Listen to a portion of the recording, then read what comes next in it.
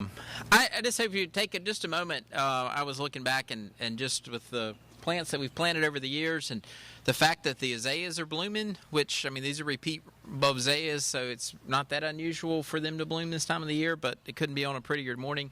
And then these birds singing in the backdrop. I mean, we couldn't have arranged this if we'd spent, it's one of those concert budgets on this, a better setting for us to be able to worship together this day. Have any of you seen my snow hat? Pam has. I brought it with me, and I know some of you probably think it's getting ready to snow. You might be a little that cold. This is my snow hat. So if you ever see me wearing this hat, it's given the weather permission to actually snow. I only wear it when it snows, pretty much, or when I'm expecting it to snow, and I don't know why that is. But it is. I don't get to wear hats much in worship, so it's kind of funny, actually, that we're outside and I'm talking about my snow hat. But you probably don't know the story of this hat. This hat actually was my granddad's, so George might appreciate this story pretty good. And my granddad, to quote my grandmother and several other people, we were thick as thieves, as the saying goes. When I was young and little and I would be a pain, he would take me places with him. And once he stopped driving and be at home more, I'd go by in the afternoon and get him, and I'd say, "Hey, Grandpa, you want to go?" And he said, "Yes." It didn't matter where we were going. I mean, it could have been to the dump, and he's like, "Yep, let's go." But that's pretty funny. So once he passed away, my grandmother told me, she said one day, she says, "Now, if there's something of your grandpa's you really want, you need to go ahead and get it."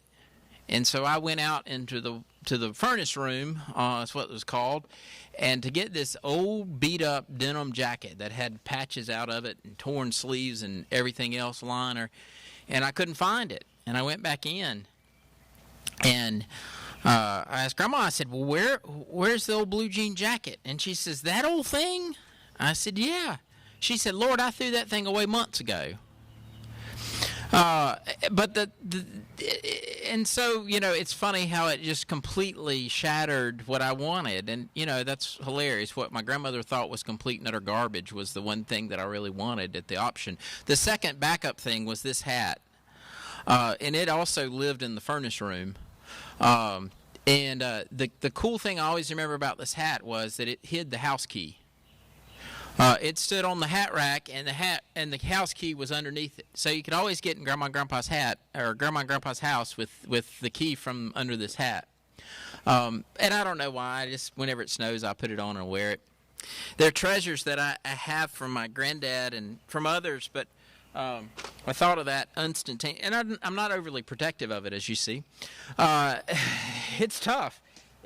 For those of you who remember hats, I mean, it's pretty bad looking. It's pretty, the bands come off and everything else, but it's still a treasure for me. The other thing that I have that's a real treasure, and my grandmother is already upset that I'm telling this story.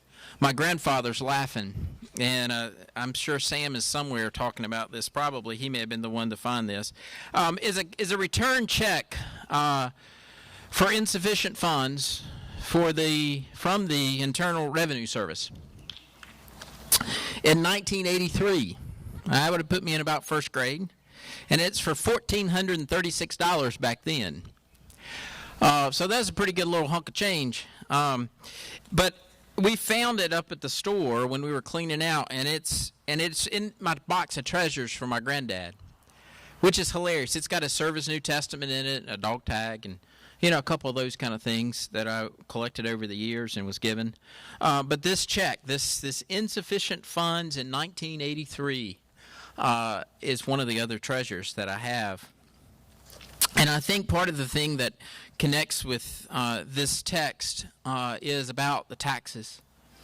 And the real thing is that I remember that the only time I ever remember my granddad really snapping at me was during tax season, because he had to pay taxes. He couldn't stand it. And he looked around at me one day and he said, "You're just going to have to give me some space and get off my heels."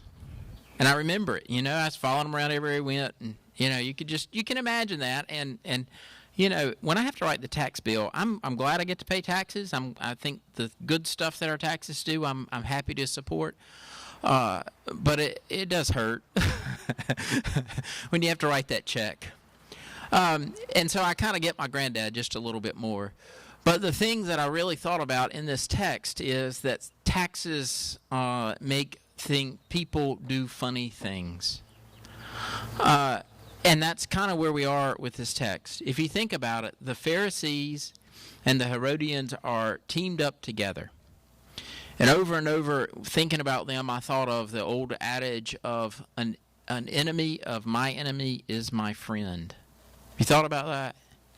Ever heard that one? If two people don't like the same people, then I'm going to be friends with the people who don't like them. I'll be happy to go down. I don't know. Say, for instance, Russia and America during World War II against Germany. Russia didn't like Germany, America didn't like Germany and the Nazi Party, and so we teamed up with the Russians to beat the Germans. Yeah, but so that's a similar situation. That's with these Herodians and these Pharisees. They teamed up together to try to put Jesus in a corner, to box him in. And Jesus, being Jesus, saw right through that. The Herodians, they were more supportive of Rome, and especially the taxes of the Romans. Pharisees, not so much.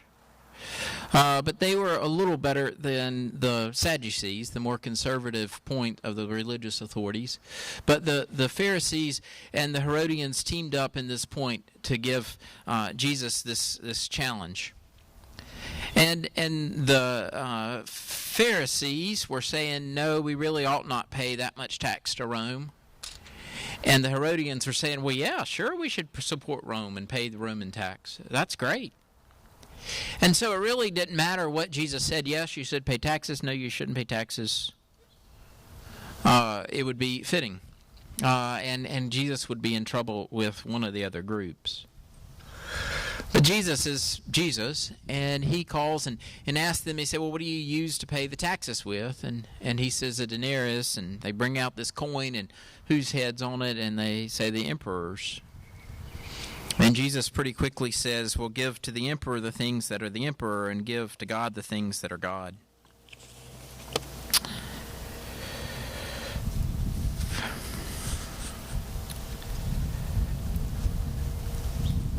What are the things that are actually God, that God has created and called into being? We think instantly of the creation of the order of the planets and the blooming of the flowers and the mountains' grandeur, the valleys' beauty, sunsets beyond imagination or sunrises.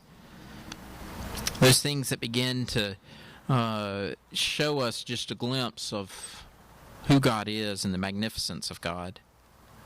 Other things I thought of that really were God's are, honor and praise, things to come together with our family and our friends who worship God and to offer thanksgiving for God's presence in our life.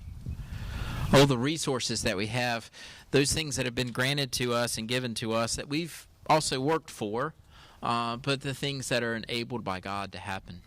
Old preacher went out to see this farmer, and he sees this expansive space of land, and he says, wow, I tell you what, God has really performed magnificently here, and this is such a beautiful farm. And the old farmer said, you should have seen it when he had it by himself. Implying the implication of having to work together with God to be co-creators and to work with that. But to sharing our resources that God has enabled and to give to us, the energy that we have to be able to put forth into the world and to the work of the kingdom. And the very fact of our lives. Our lives, we are all created from Genesis in the image of God. The image of God, and I thought about that. It didn't matter if we're young or if we're old, if we're tall or short, if we're skinny or less skinny or whatever. All kinds of hair or no hair. But we are the image of God. And so for all of us, that we are, the image of God is on us. And so Jesus' question to the tricksters, whose image is on it? And we celebrate and honor the fact that God's image is on each of us. Each of us. Christian lives mean to put life in the context of faith. Oftentimes, especially perhaps now in the midst of election season, we hear that the gospel is not political. It's always one, I've heard that over and over again. I always love it when it... Well, this passage, among many others, are Jesus' counter and Jesus' interaction with the political and the authorities of his day. So the gospel is, in the very nth degree, in the basics of basics, it's political. It's kind of how does our faith, how does the gospel, how does our understanding of the kingdom of God make a difference in how we live one with another in our community of faith and in the world around us? How do we use that faith to be able to shape and transform the world around us? One of my friends used to always say when he went into a business and saw all kinds of Christian symbolism, or the fish, or some of those kind of places, the first thing he did was reach back and grab his wallet, because he had this perception and this understanding that sometimes when people tell you that they're Christians and how big of Christians they are, they may not be.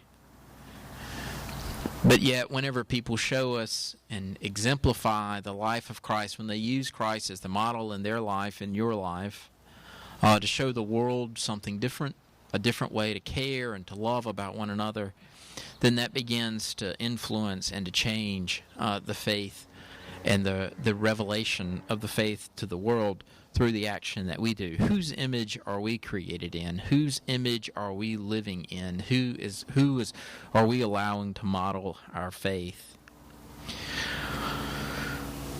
Also, I thought about other context of faith whenever we put tensions one for another. The implications from the rich or the poor, or those who have and have not, those who live on this side of the tracks or those who live on the other side of the tracks. I also thought of the very idea of John Kennedy's let us not seek the Republican answer or the Democratic answer, but let's seek the American answer, the good for all people, to overshadow that.